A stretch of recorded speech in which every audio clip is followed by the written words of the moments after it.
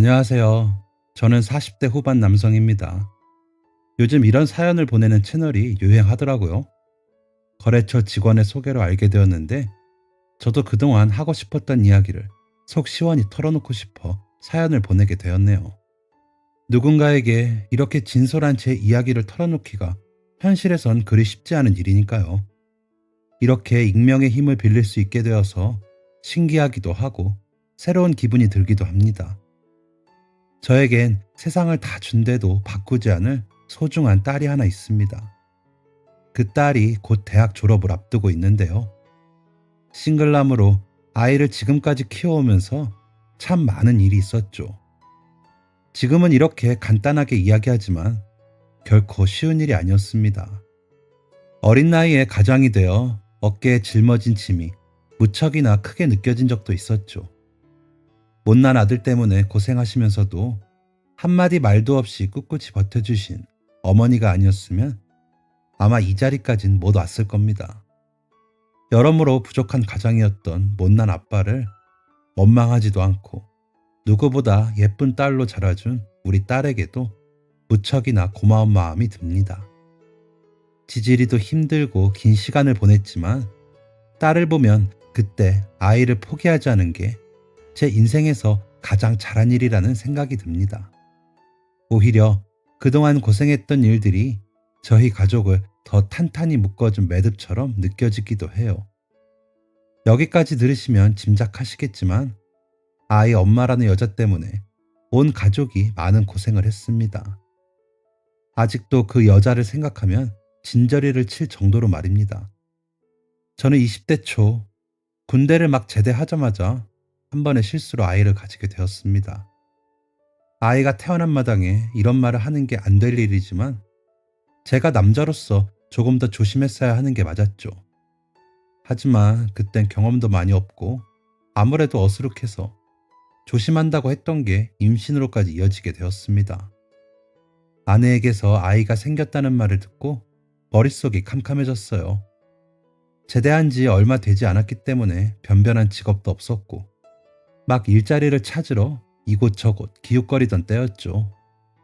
더구나 양가 집안이 저희를 책임질 수 있을 만큼 잘 사는 편도 아니었어요. 오히려 가난한 쪽에 가까웠죠. 저는 홀어머니가 힘들게 키운 아들이니 말할 것도 없고 처가 쪽은 부모님이 다 살아계시긴 하지만 장인이 벌이가 좋지 않아 노후 자금으로 저축을 할 수 있는 형편도 아니고 그저 하루 벌어 하루 사는 소시민이었습니다. 그마저도 모자라 장모가 식당 일해서 가게에 보태고요. 본인들 노후 자금도 마련하지 못하는 마당인데 저희까지 숟가락을 보탤 수 있는 형편이 아니었죠.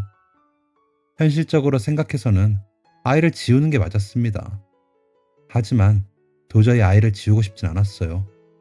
머리로는 이게 맞다는 생각이 들었지만 가슴으로는 도저히 받아지지가 않았습니다.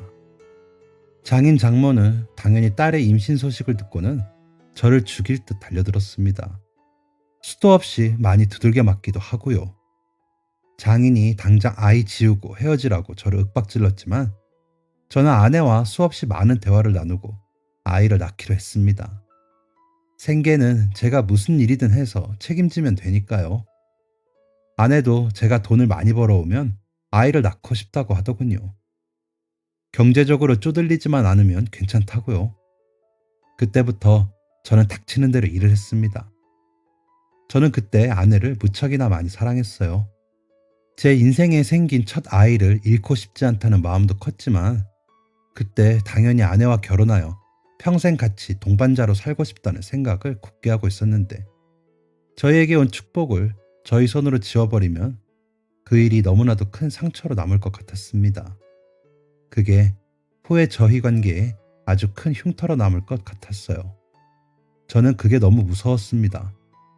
지금 제가 무리를 해서 생계를 이어간다면 화목한 가정을 이어나갈 수 있을 것이라 굳게 믿었어요. 지금 생각하면 참 어린 생각이었다는 마음도 들지만 아마 다시 돌아간다고 해도 저는 같은 선택을 했을 것입니다. 아이를 낳기로 결정한 뒤부터 저는 건강을 해칠 정도로 무리를 하며 일을 했습니다. 몸이 달아 없어질 것 같았지만 힘들다는 소리 한번 내지 않고 돈을 벌었죠. 하루에 두세 시간도 채 자지 못하는 날이 많았습니다. 집에 와서 씻고 눈 잠깐 붙였다가 다시 나가는 게 일상이었죠.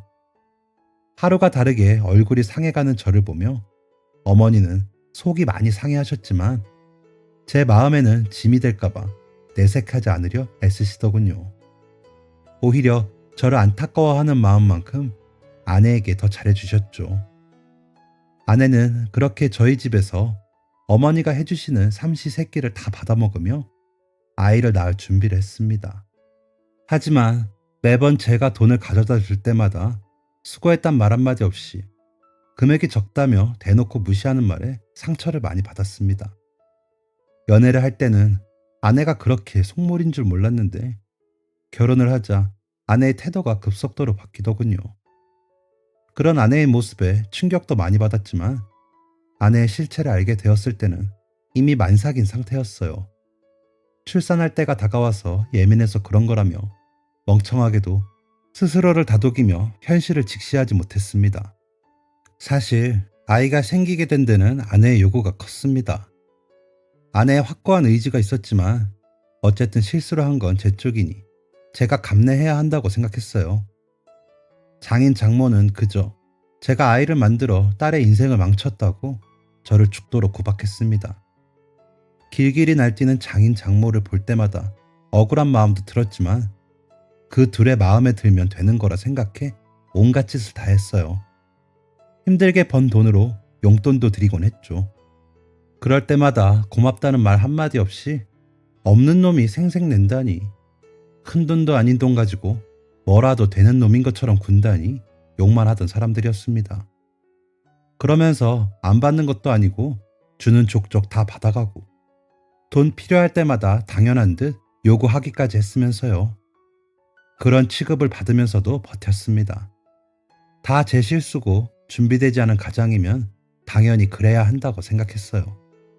그러면서도 이렇게 무시받고 살 순 없으니 뭐라도 큰 돈을 벌 수 있는 방법을 찾아야겠다는 생각을 수도 없이 많이 하곤 했죠.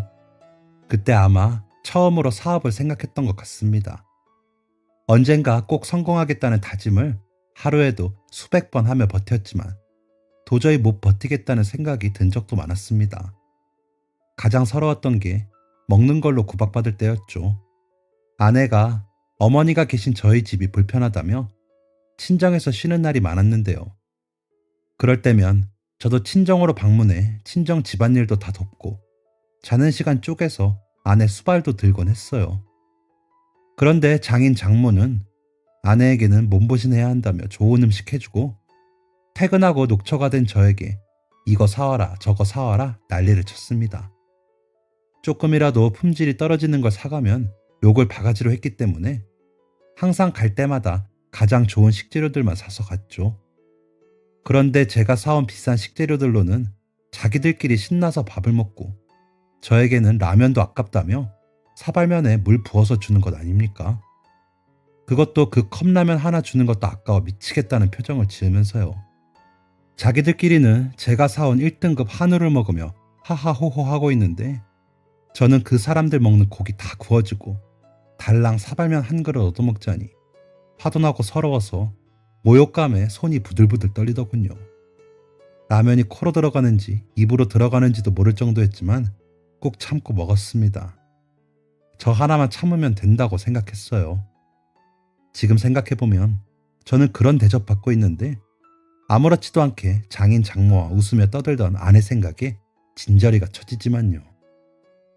아무튼 그런 고생을 하면서 아이가 태어날 때까지 버텼습니다. 이게 맞는 건가 하는 생각도 들고 너무 고된 노동에 이러다 아이가 태어나기 전에 과로로 죽는 게 아닐까 하는 걱정도 들었지만 막상 아이가 태어나서 처음으로 얼굴을 보니 그간의 고생이 씻겨 내려간 듯 다 잊혀지더군요. 이 아이를 위해서라면 앞으로 어떤 고통이 와도 다 감내할 수 있을 것만 같았습니다. 일하러 가는 것도 이전까진 피곤함에 절어 꾸역꾸역 갔는데 아이 얼굴을 보니 얼른 돈 모아서 우리 아이 더 좋은 거 살게 해주고 더 맛있는 것 먹이고 좋은 것만 줘야겠다는 생각에 희망에 가득 차서 출근하게 되더라고요. 퇴근길도 발에 날개가 달린 듯 마냥 가볍기만 했습니다. 하지만 아내는 저와 생각이 달랐던 것 같습니다.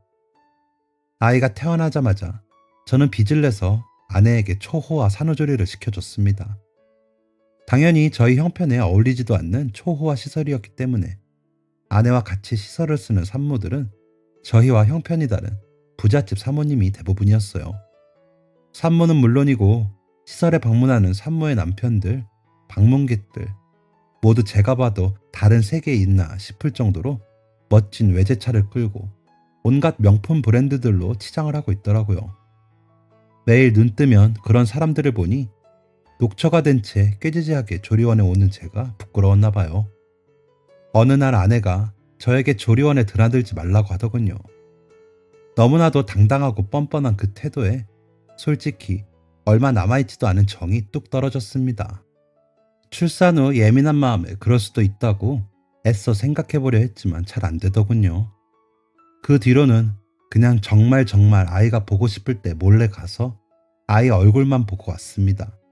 조금이라도 남는 시간 쪼개서 일을 더 해야만 무시당하지 않고 살 수 있겠다 생각했거든요. 그렇게 묵묵히 일만 하며 잘 살게 되면 더 이상 서러운 일이 없을 거라 생각했는데 제 생각과 노력은 얼마 지나지도 않아 산산조각 나게 되었어요. 출산 후에도 친정을 자주 오고 가던 아내가 어린 시절부터 알았다는 남자와 불륜을 저지른 게 발각되었기 때문입니다. 심지어 상대도 아내처럼 가정이 있고 아이도 있는 유부남이었어요. 발에 불이 나도록 거래처를 방문하면서 일하던 중에 낯선 남자와 차를 타고 거리를 누비고 있는 아내를 발견했을 때는 뒤통수가 얼얼하고 아무 생각도 나지 않았습니다. 내가 잘못 봤겠지 생각했지만 집에 가보니 아니나 다를까 친정에서 자고 온다며 아이를 어머니께 맡기고 아침 일찍부터 집을 나갔다고 하더군요. 그대로 처가를 찾아갔습니다. 부르지도 않은 불청객인 채가 처가에 다짜고짜 들어가니 장인 장모가 욕을 하며 저를 내쫓으려고 했지만 꿋꿋이 버텼습니다.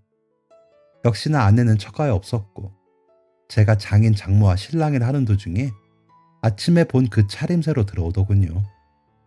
한 아이의 엄마라고는 믿겨지지 않는 모습이었습니다. 그 꼴을 하고도 저를 보자마자 오히려 떳떳하고 당당한 태도로 여기가 어디라고 함부로 찾아오냐며 소리를 지르는데 머릿속에서 이성의 끈이 마침내 또 끊기는 게 느껴졌습니다.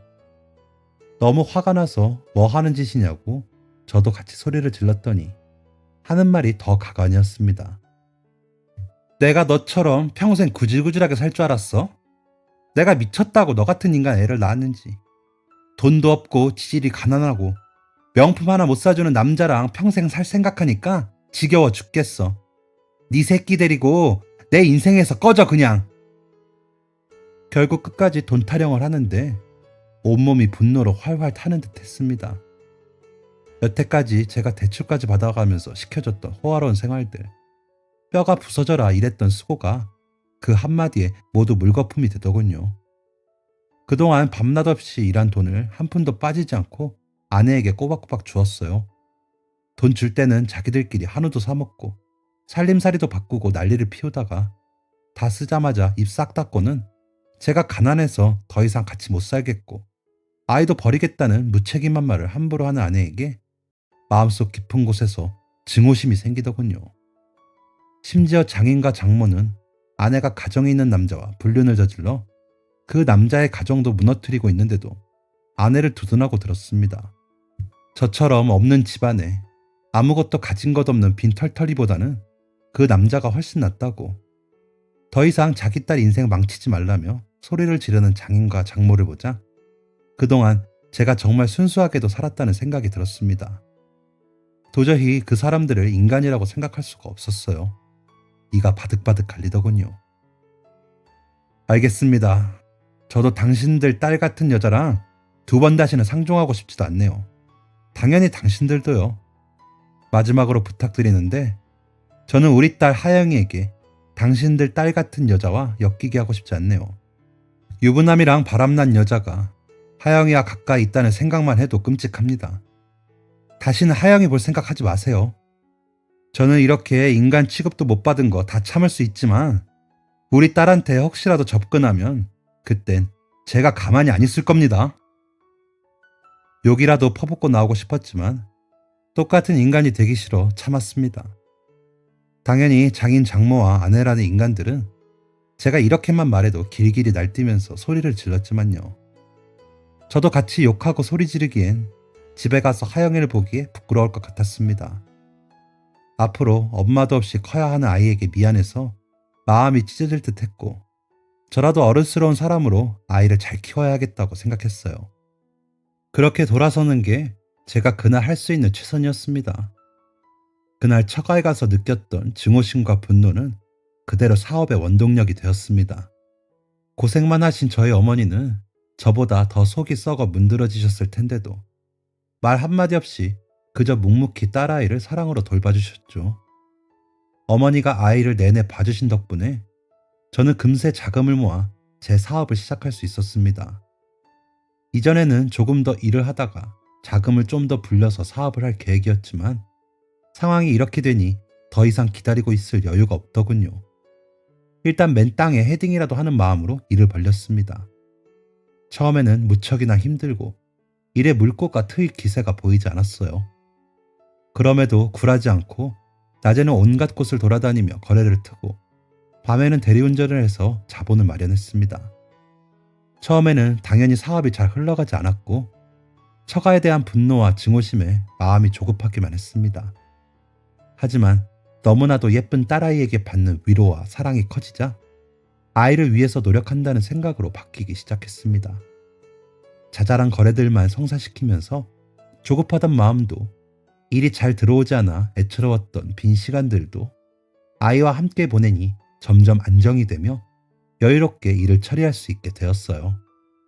무엇보다 가정에서 어머니와 아이와 오붓하게 보내는 그 시간이 어느 때보다 행복했습니다. 아내는 이런 사랑을 느끼지 못한다는 게 가장 큰 복수가 아닐까 생각하며 마음을 달래곤 했어요. 그러다 아이가 초등학교에 갈 때쯤 어느 정도 경력도 생기고 회사의 규모도 안정되어 가면서 이전까지 기대할 수 없었던 큰 거래가 성사되었습니다. 그 기회를 놓치지 않고 실수 없이 꼼꼼하게 일을 처리하고 나니 마침내 물꼬가 트여 순식간에 회사가 잘 운영되기 시작하더군요. 힘들었던 시간이 길었던 만큼 여러 가지 노하우가 생겨 갑작스럽게 회사가 잘 되었어도 전혀 혼란에 빠지지 않고 해결할 수 있었어요. 제 개인의 재산을 불리기보다 인적 자원을 뽑아 회사에 투자하겠다는 마음으로 하나둘씩 뽑았던 직원들도 회사의 성장에 큰 몫을 해주었습니다. 마침내 변두리 동네 단칸방에서 시작한 사무실이 중심 상업지구로 이전해갔고, 아이가 중학교에 들어갈 때엔 저희 집도 넓은 부촌의 아파트로 이사할 수 있게 되었습니다. 아내가 떠날 때 손바닥만한 방이 하나 달려있는 연립 빌라에서 살았는데, 이렇게 좋은 집에 살게 되니 그동안 처가 식구들에게 당했던 서름이 생각나 울컥하더군요. 딸아이도 어린 시절 가난했던 기억이 남아있어 그런지 갑자기 집안 형편이 넉넉해져도 헛된 허영심을 부리거나 물건 아까운 줄 모르고 낭비를 하는 일이 전혀 없이 검소하고 작은 것에 감사할 줄 아는 아이로 자랐습니다. 평생을 검소하게 사셨던 어머니의 가르침 덕분이었죠. 아무것도 없이 허영심만 가득했던 아내와 헤어지지 않았다면 처가와 아내에게로 새는 돈 때문에 이렇게 성공할 일도 없었다는 생각이 들어 아찔하기까지 하더군요. 아이를 위해서라도, 제 인생을 위해서라도 아내와 헤어지길 정말 잘했다는 마음에 처가 식구들에게 조금이나마 복수한 마음이 들어 통쾌했습니다. 하지만 그렇게 저를 무시한 장인과 장모, 그리고 아이를 버린 무책임한 아내에게 대놓고 제가 성공한 것을 자랑할 수 없다는 게 못내 아쉬운 마음이 들긴 했었어요. 제가 느꼈던 서러움을 되돌려줄 수만 있다면 속이 다 시원할 텐데, 그저 그 사람들이 평생에 경험하지 못했던 일들을 저희 식구가 누릴 수 있다는 것만으로 됐다고 스스로를 다독였습니다. 그런데 이런 제 마음을 어떻게 알았는지 저희 딸아이가 저도 못한 복수를 사소하게나마 성공시켜주는 일이 생겼네요. 딸아이는 또래 아이들에게 찾아오는 흔한 사춘기 한 번 없이 착하고 예쁜 딸로 자라주었습니다. 제가 사람 보는 눈이 부족했던 탓에 엄마의 사랑 한번 느껴보지 못했던 아이가 얼마나 힘들었을까 생각하면 마음이 아프기만 했어요. 특히 딸아이니까 자라면서 엄마의 부재가 더 크게 느껴졌을 거잖아요. 저도 어머니도 엄마의 빈자리를 채워주려고 무척이나 노력했지만 아이에겐 많이 역부족이었겠죠. 그런데도 아이는 투정 한 번 부리지 않았고 오히려 시키지도 않았는데 집안일도 몰래 해놓는 속 깊은 아이가 되었습니다. 저와 어머니가 극구 하지 말라고 말렸는데도 밤낮으로 뛰어다니는 저나 식당 일 하시면서 집에 와서도 소일거리를 받아서 조금씩 일하시던 어머니를 보니 마음이 아프다면서 집에 와서는 할머니와 아빠가 좀 편하게 쉬었으면 좋겠다며 어른스럽게 말하더군요. 그런 모습이 기특하기도 했지만 안쓰럽기도 했습니다. 녹초가 되어 퇴근하고 오면 공부 열심히 해서 아빠 호강시켜주겠다는 말도 곧잘 했어요. 그때는 어린아이가 하는 말이니만큼 마음씨가 참 예쁘다는 생각이 들어 흐뭇했지만 딸은 정말로 공부를 열심히 해서 학창시절 전교 1, 2등을 다투는 모범생이 되었습니다. 사업이 잘 풀려서 집안 사정이 넉넉해지고 어머니도 일을 그만두시고 저도 여유롭게 일할 수 있게 되었는데도 공부는 손에서 놓지 않더군요.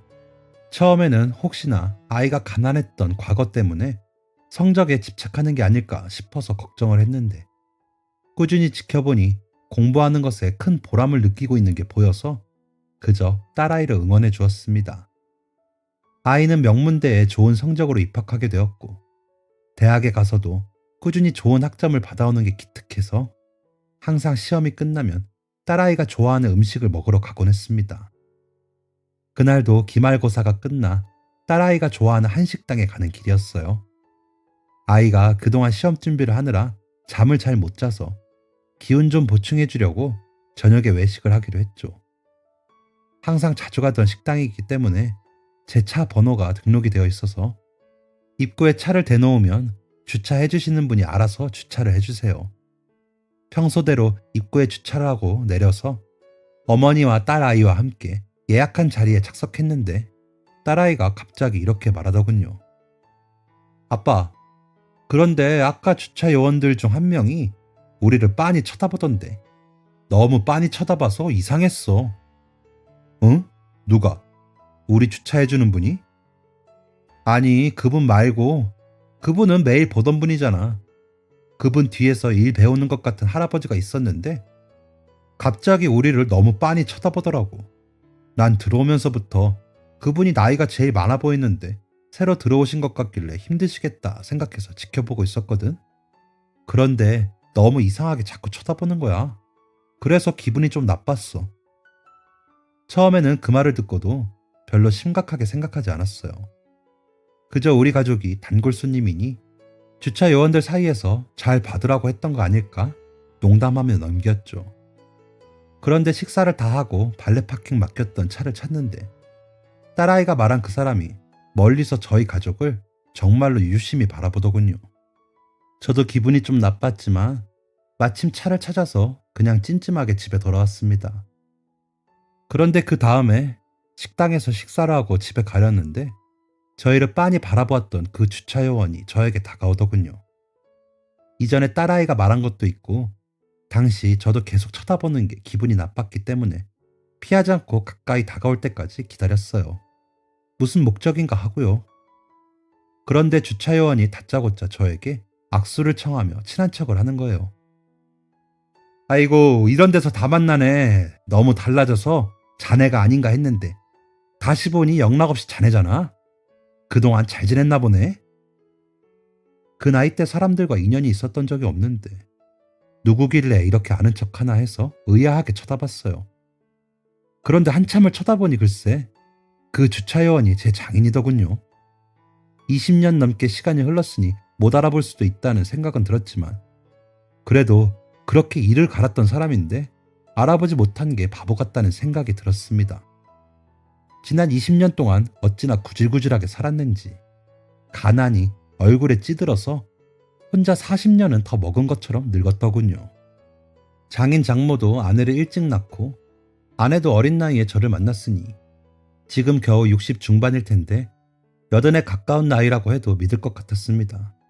자세도 꾸부정하고요. 다들 퇴직하고 노년을 누리고 있을 나이에 주차 요원 일을 배우고 있는 장인을 보니 통쾌하더군요.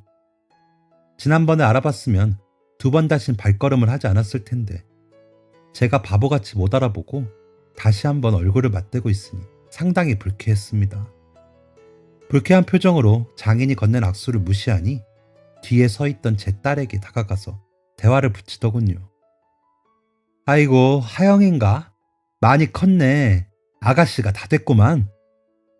장인이 저뿐만 아니라 딸에게도 아는 척을 하니 딸이 겁먹은 얼굴로 저를 바라보았습니다. 딸의 겁먹은 모습에 화가 난 저는 딸 앞을 가로막고 장인이 더 이상 딸에게 다가가지 못하게 했어요. 그때 당신, 내가 당신 딸이랑 헤어질 때 다시는 우리 딸 앞에 나타나지 말라고 하지 않았나? 제가 강하게 나오는데도 장인은 능구렁이처럼 웃어 넘기더군요. 20년도 지난 일을 가지고 뭘 그리 섭섭하게 구냐는 말도 안 되는 말을 하면서요. 이미 충분히 선을 많이 넘었는데도 한술 더 떠 헛소리까지 짓거렸습니다. 자네 떠나고 나서 우리 은주가 힘들게 살아. 자네도 은주와 연이 있었으니 책임감을 느끼지 않나? 그런 의미로 우리 딸이랑 다시 한번 합쳐보는 건 어떤가? 지난 일은 잊고 다시 한번 은주랑 좋은 인연을 이어간다면 하영이에게도 좋을 거고. 그 얘기를 듣자마자 화가 머리끝까지 올라 근처에 있던 다른 주차 요원을 불렀습니다. 그리고 그분께 빨리 제 차 꺼내달라고 요청했어요. 마음 같아선 식당 사장에게 전화를 걸어 직원 좀 똑바로 보고 뽑으라고 화를 내고 싶었지만 너무 일을 크게 부풀리는 것 같아 늘 제 차를 주차해주던 다른 직원에게 살짝 얹을만 하고 다시는 그 식당으로 외식을 하러 가지 않았습니다. 속이 뒤집어졌지만 아무래도 딸도 겁먹은 상태이고 일어놓은 것 많은 상황에서 더 이상 그 사람들과 엮이고 싶지 않은 마음도 컸어요. 장인이 주차 요원으로 있는 이상 다시는 그 식당에 방문하지 않으면 되는 일이라고 단순하게 생각했거든요. 하지만 상황은 이미 심각하게 흘러가 장인이 장모와 아내까지 데리고 며칠 지나지 않아 저희 집까지 찾아오는 일이 일어나고 말았습니다. 어떻게 알았는지 저도 심증만 있을 뿐이지만 그간 식당에 들락거리면서 제 차에 붙어있던 아파트 스티커와 대충 끼워둔 보험 관련 우편물들을 유심히 본 것 같더군요. 장인은 저보다 훨씬 일찍 저를 알아보고 준비를 해왔는데 저만 바보같이 전혀 신경도 쓰지 않았던 거죠. 저에게 다가올 때부터 장인은 이미 저희 집 주소를 다 아는 상태였고 다음 행동까지 예측한 다음 접근한 것 같습니다. 당연히 제가 재결합 제안을 받아들이지 않을 거니 명분을 만든다는 속셈이었겠죠. 아무튼 장인과 장모, 아내는 제가 없을 때를 골라 저희 집에 들이닥쳤어요. 이혼하기 전에도 저희 어머니가 평생에 큰 소리 한번 내시지 않고 말씀도 조곤조곤하게 하시는 편이라 아내가 무시를 많이 했었는데 그 버릇이 아직까지 이어지고 있는지 저만 없으면 어떻게든 된다고 생각한 모양이었습니다. 일단 딸아이를 만난 다음 본인이 엄마라며 딸아이의 감정에 호소하면 엄마가 그리웠던 딸아이가 저에게 재결합을 하라고 요구할 거라는 말도 안 되는 계획을 세워서요. 참 뻔뻔하고 무식해서 웃음도 나오질 않네요.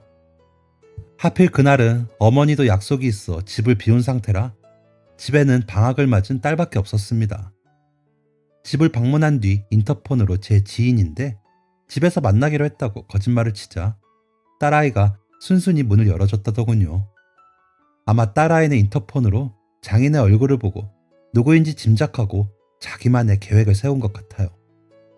제가 전화를 받았을 때는 딸아이가 문을 열어준 다음 무슨 일을 벌였고 마침 집으로 돌아오신 어머니가 그 광경을 보고 저에게 전화를 한 상황이었습니다.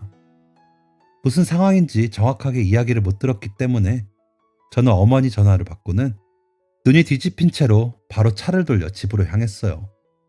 다행히 집과 그리 멀리 떨어진 곳에 있었던 게 아니라서 10분도 안 되어 집에 도착할 수 있었습니다. 혹시나 나쁜 상황이 일어났으면 어쩌나 요동치는 심장으로 급하게 집에 들어갔습니다. 너무 불안해서 가는 도중 신호가 걸릴 때마다 욕만 나오더군요. 일단 전화를 끊자마자 경찰을 부르고 재빨리 집에 가보니 어머니가 지르는 소리가 아파트 복도까지 울려 퍼졌습니다.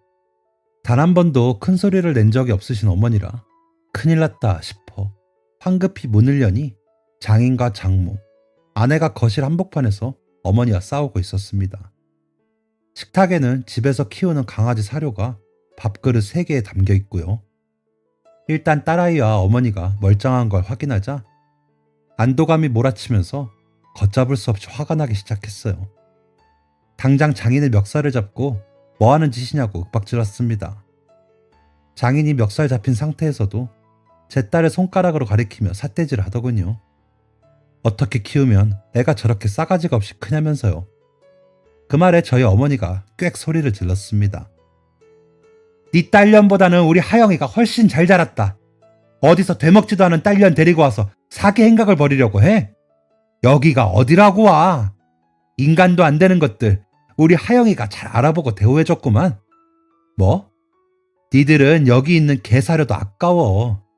우리 아들한테 그따위로 대접할 땐 언제고 제대로 대접해주니까 은혜도 모르고 소리를 질러? 무슨 상황인지 물어볼 여유도 없이 일단 장인과 장모 아내를 현관까지 내쫓았습니다. 끝까지 나가지 않으려 하길래 경찰 불렀다고 당신들 발로 나갈 건지 아니면 경찰서 가서 조사받을 건지 정하라고 했더니 아내가 울더군요. 자기 딸 만나러 오는 건데 뭐가 잘못됐냐면서요.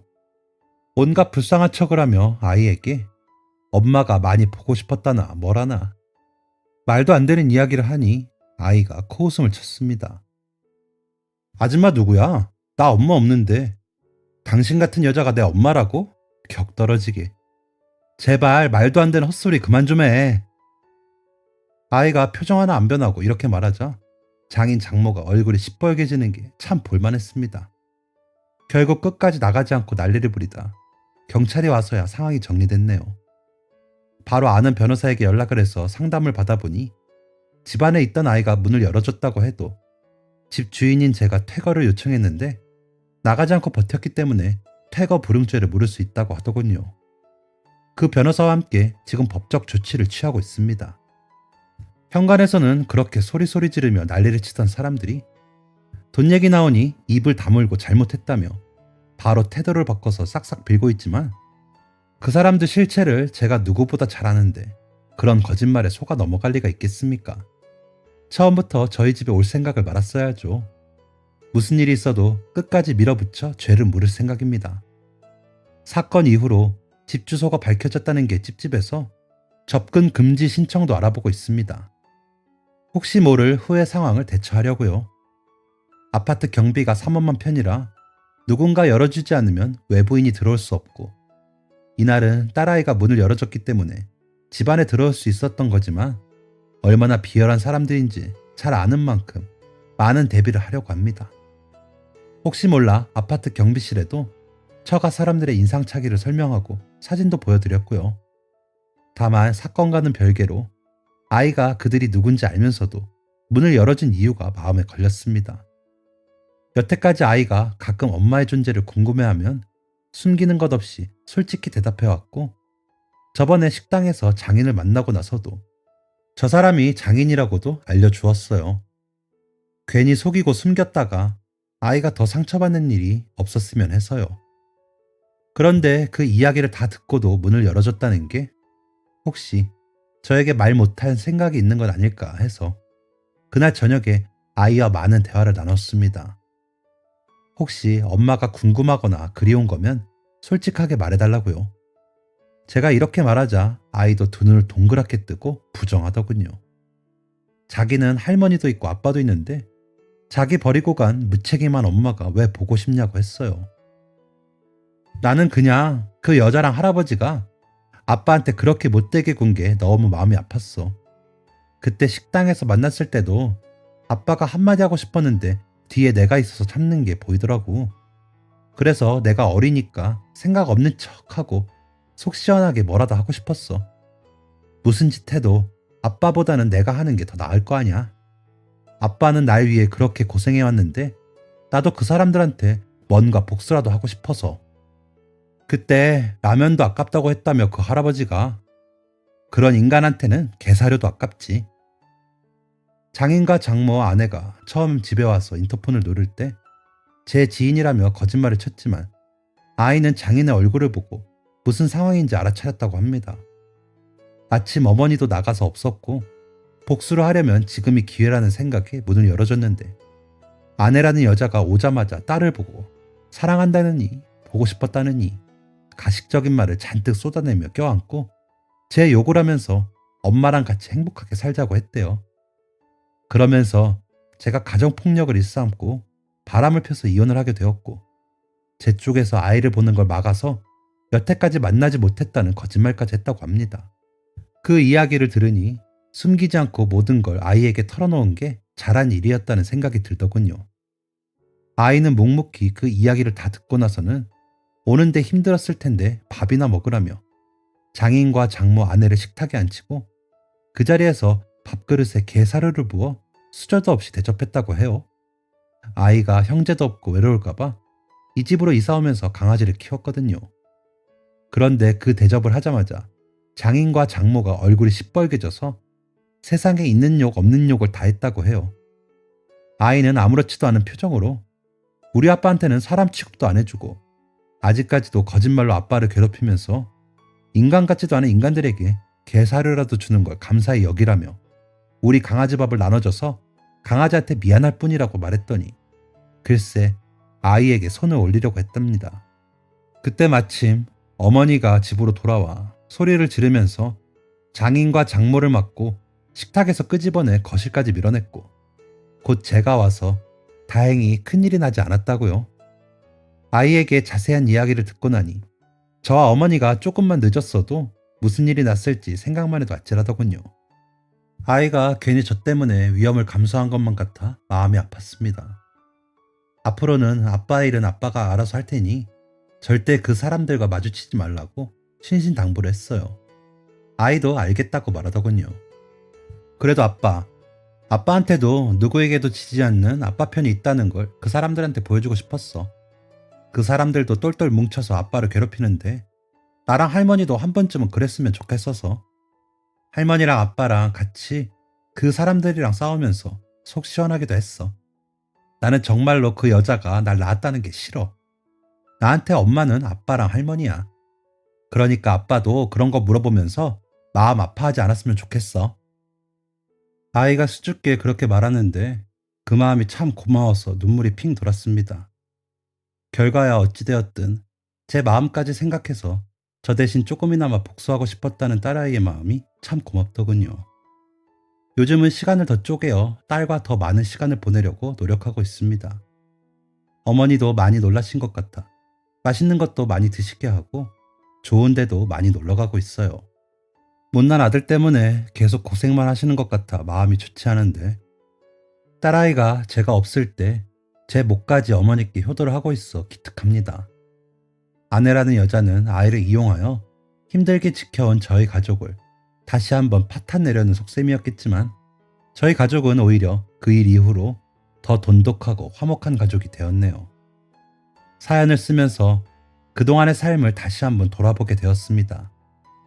20년 전 겪었던 서름과 늦게 성공하면서 겪었던 고생이 주마등처럼 흘러가네요. 참 길고 고된 시간이었던 것 같습니다. 하지만 누구보다 예쁜 제 딸이 든든한 제 편이 되어주었고 그 어떤 시련에도 무너지지 않는 끈끈한 가족이 되어서 지금 저는 그 누구보다 행복한 가장이라는 생각이 듭니다. 아마 다시 그때로 돌아가게 된다고 해도 그 모든 고생을 감내하면서도 저는 딸아이를 세상에 태어나게 할 것 같아요. 제 인생에서 가장 잘한 일은 사업에 성공한 일도 예전에는 생각도 하지 못했던 부를 축적한 일도 아닌 딸아이를 태어나게 한 일이니까요.